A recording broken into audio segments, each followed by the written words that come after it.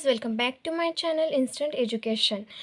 तो in last video मैंने आपको बताया था सेल के बारे में कि सेल कितने कितने पार्ट्स के होते हैं और सेल के अंदर कितने ऑर्गन्स होते हैं एंड उन ऑर्गन के फंक्शंस के बारे में भी मैंने आपको पूरे डिटेल में आपको मैंने बताया था इन लास्ट वीडियो।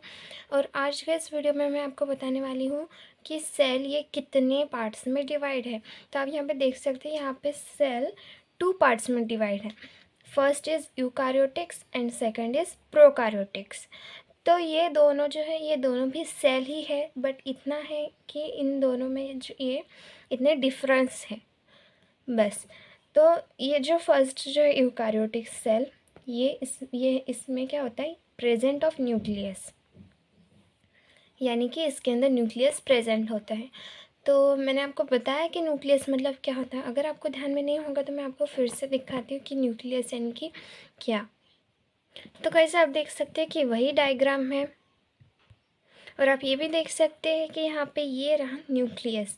मैंने आपको बताया था कि इसके अंदर क्रोमोसोम्स यानी कि हमारे आरएनए एंड डीएनए प्रेजेंट होते हैं।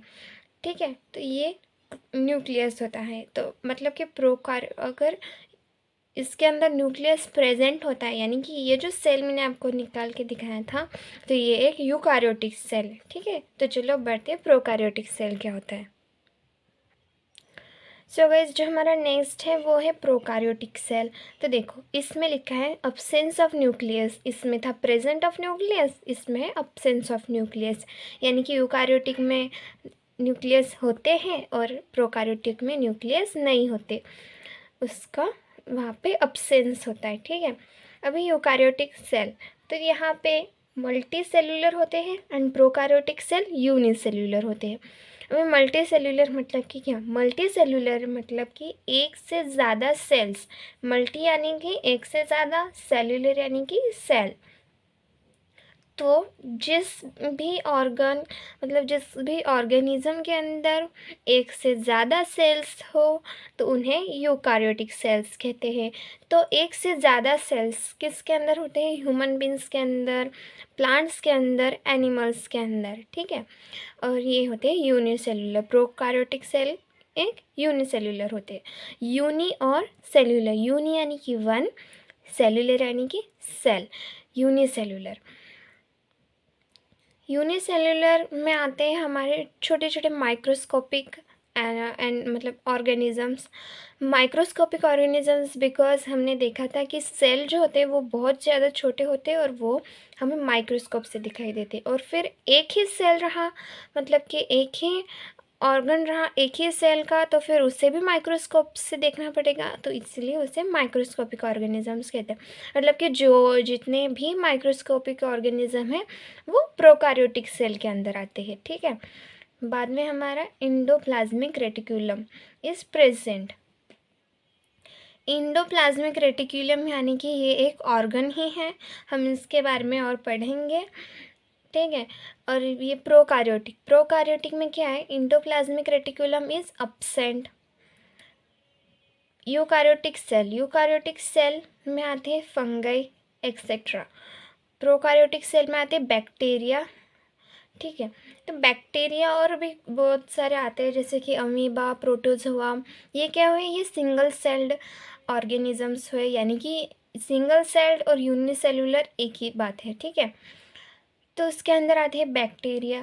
ठीक है, और यूकारियोटिक ये मल्टी सेल्युलर होते हैं, इसलिए इसके अंदर आते हैं फंगाई और भी तरह के ऑर्गेनिजम्स जो कि हम अपने नेक्ड आइज से देख पाते हैं, जिसके अंदर एक से अधिक सेल्स है, उन्हें हम यूकारियोटिक सेल्स कहते हैं। ठीक है, होप कि आपको यहाँ तक समझा हो। अभी कुछ और चीज़ें मैं आपको बताती हूँ सेल्स के बारे में। तो यहाँ लिखा है कि जो ऑस्ट्रिच एग होते हैं, ostrich egg is largest cell in the world. तो आप भी सोच रहे होंगे कि ऑस्ट्रिच ही एक एग है, तो फिर ये सेल कैसे क्या हो सकता है।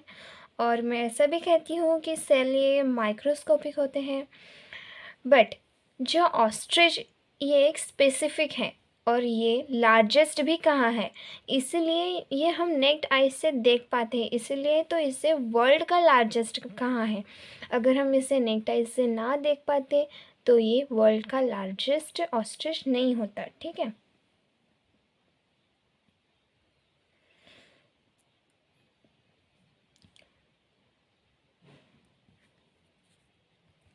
बट स्टिल हम ऑस्ट्रिच एग के बारे में और वो क्यों लार्जेस्ट सेल होता है, हम इसके बारे में और भी और पढ़ेंगे।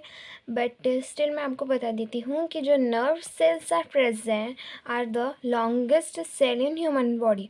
जो नर्व सेल्स जो होती है, अब ये नर्व सेल्स क्या हैं, तो नर्व सेल एक सेल का नाम है। जैसे कि बहुत सारे सेल्स होते हैं हमारे ह्यूमन बॉडी में, जैसे कि red blood cells, white blood cells और बहुत सारे सेल्स होते हैं।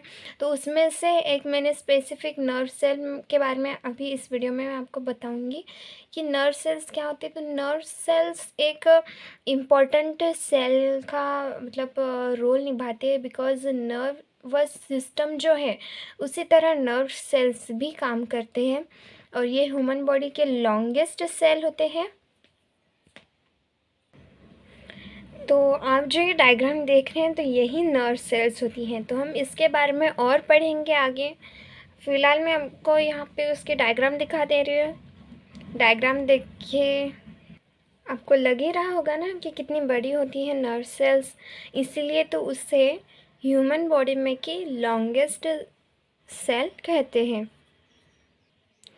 तो गाइज़ अगर आज का अगर आपको वीडियो पसंद आया हो तो प्लीज़ वीडियो को लाइक करें, कमेंट करें, शेयर करें और मेरे चैनल पे अगर आप नए हो तो प्लीज़ सब्सक्राइब करें। गाइज़ प्लीज़ सब्सक्राइब करें, because I am doing very efforts. मैं बहुत ज़्यादा एफ़र्ट्स ले रही हूँ, एक वीडियो बनाने में बहुत ज़्यादा एफ़र्ट्स लगते हैं। मैं अभी यूट्यूबर बनी हूँ तब मुझे पता चल रहा है कि कितनी एफ़र्ट्स लेनी पड़ती है एक वीडियो बनाने के लिए। तो guys please keep supporting me और ऐसे ही वीडियो देखने के लिए चैनल को सब्सक्राइब करें। Thank you.